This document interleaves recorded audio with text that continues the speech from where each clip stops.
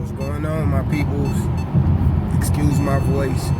I'm recovering. I was a little bit sick the past couple days. Alright, so I'm gonna get straight to it.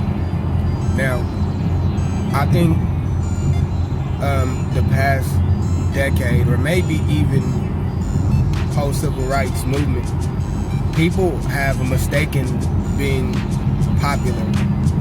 People have mistaken popularity for prosperity, and it's not the same.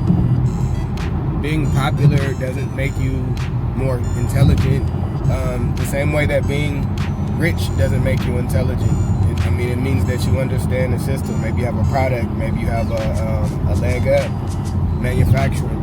But the point is, popularity does not dictate prosperity.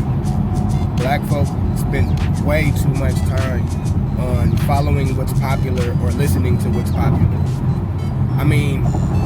There has to come a point to where you're looking and listening to the premises that people are presenting versus, oh my God, they're popular, they have to be right.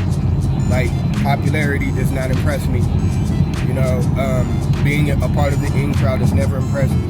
That's never impressed me. That's never been my MO, because I've always felt like I create my own circle and I create my own happiness and peace, and you should too.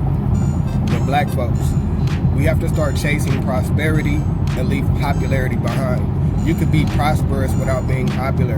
And the thing is, people would rather be popular than to prosper, and that's the biggest issue, because people are spending their lives, trying to attain popularity or attain the idea of success. And the thing is, you gotta live your purpose, and you have to prosper. You have to prosper, and you don't have to be popular to prosper. I'm gonna prove it to you.